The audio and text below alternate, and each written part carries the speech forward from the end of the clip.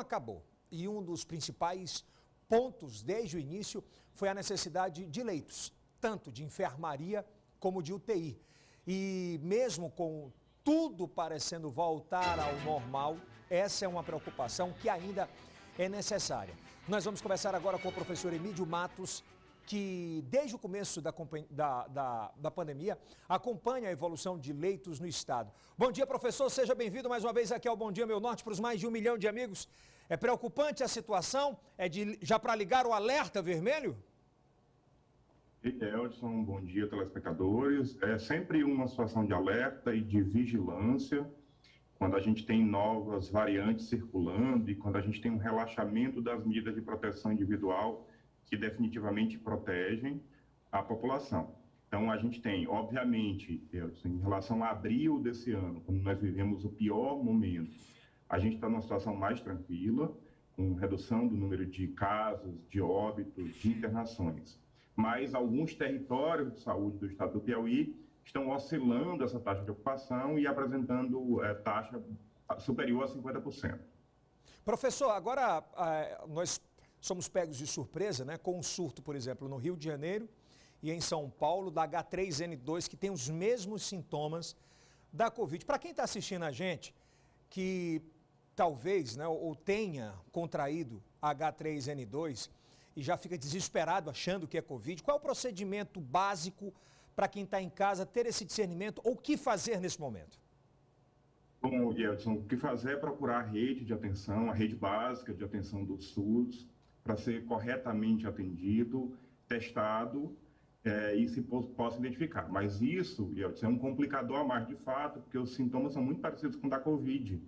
Então, do ponto de vista da população, não vai ser possível identificar essas diferenças. É preciso ir atrás de uma equipe de saúde para fazer isso. E aí, o que você vai ter? Você vai ter novamente uma sobrecarga no sistema de saúde, muitas pessoas procurando o sistema de saúde e um atraso no diagnóstico. Então, é preciso que a gente novamente planeje o sistema de saúde. A gente está vendo, Edson, Rio de Janeiro, São Paulo, Espírito Santo, Bahia. Ou seja, nós precisamos já, o gestor de saúde do Piauí, entender que vai chegar no Piauí e já rapidamente preparar as equipes de saúde para atender essa demanda que certamente vai crescer nos próximos meses. Bom, é importante a gente falar sobre isso. Professor, o que é que a comunidade científica tem falado ainda sobre o Ômicron? A gente já tem alguma coisa mais palpável? A gente tem visto muita gente falar, muitos professores, doutores também, falando que pode ser um presente de Natal, né, a Ômicron. O que é que a comunidade científica definitivamente nesses últimos dias tem falado? E a gente não tem ainda estudos populacionais com grande número de pessoas. Os primeiros estudos que saem mostram que ela é muito mais transmissível. A gente vê o Reino Unido, a Itália, Portugal, a Holanda está vivendo uma quarta onda muito maior do que as ondas anteriores, apesar de mais de 80% da sua população contaminada. O número de casos. A notícia boa isso não está refletindo na mesma proporção em adoecimentos graves e óbitos. Então, aparentemente, ela é mais transmissível, mas não promove maior letalidade, maior gravidade. E, Edson, quando a gente estudou lá no ensino médio, a gente estudou Darwin, que mostra que as pessoas, o mais adaptável é o que sobrevive, não o mais forte.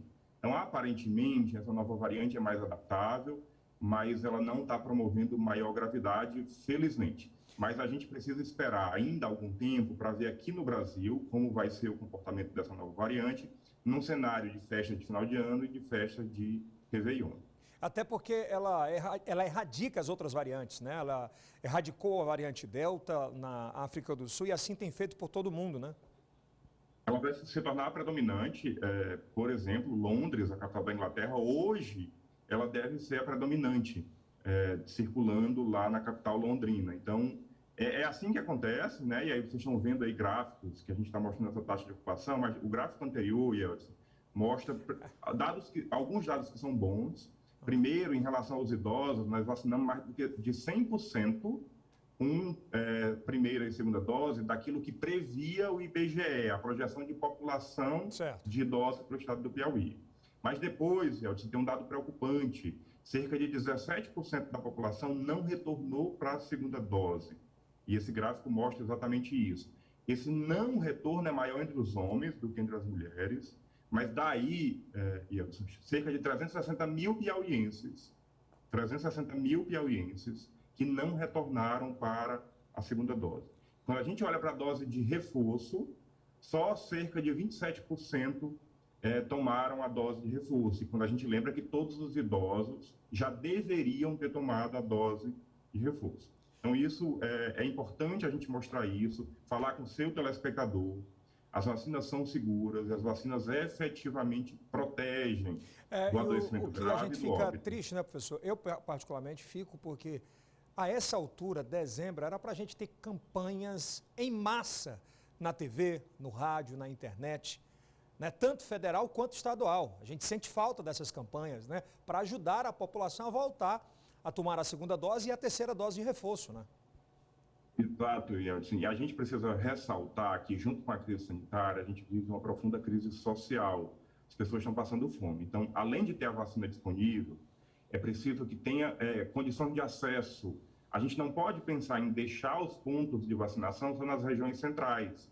A população que está passando fome, Yeltsin, entre comprar 1 quilo de arroz e pagar um mototáxi para ir se vacinar, vai comprar 1 quilo de arroz. Qualquer um de nós com fome, qualquer um de nós com fome, vai comprar 1 quilo de arroz. Então é preciso que as condições de acesso sejam melhoradas, usar o que a gente tem de maior riqueza, que é o SUS e a atenção básica. A gente tem, por exemplo, em Teresina, 100% de cobertura da atenção básica. Então, tem equipe de estratégia de saúde da família para toda a rua de Teresina. É preciso saber usar esse potencial e levar a vacina onde, de fato, a população está e, sobretudo, a população mais vulnerável. Professor, só para a gente fechar aqui, essa variação de leitos de UTI, a gente tem um cenário em 14 de novembro e um cenário em 14 de dezembro. O que é que melhorou e o que é que piorou e quais regiões? Bom, Yeltsin, a gente tem aí que melhorou, né, o território ali da região de Floriano, a região de Uruçuí e Floriano. Ele melhorou, ele estava em roxo é 100% de taxa de ocupação e agora está em torno de 50% de taxa de ocupação. Por outro lado, o Vale do Canindé, em Oeiras, está persistindo acima de 80% de taxa de ocupação. E o que a gente olha lá na ponta, lá no litoral, você percebe aí, o telespectador percebe que estava em verde abaixo de 50%. E na última análise, a gente verificou que está acima de 50% de taxa de ocupação. Então, essa oscilação muito grande, o que é que isso significa, né, para a população, para o seu telespectador? Manter vigilância, manter alerta, definitivamente não é hora de relaxar nas medidas de proteção individual. Vai viajar com a família? Viaja, mas põe a máscara. Quer ficar no restaurante? Fica só sua família. É o básico, né? Dá para viajar? Dá, lógico que dá, mas saber fazer as escolhas, saber fazer as escolhas, pequenas reuniões, no grupo familiar mais restrito e mantendo as medidas de segurança, que a gente já conhece, né? Professor, muitíssimo obrigado, feliz Ano Novo, Feliz Natal para o senhor, tá? E obrigado pelas participações esse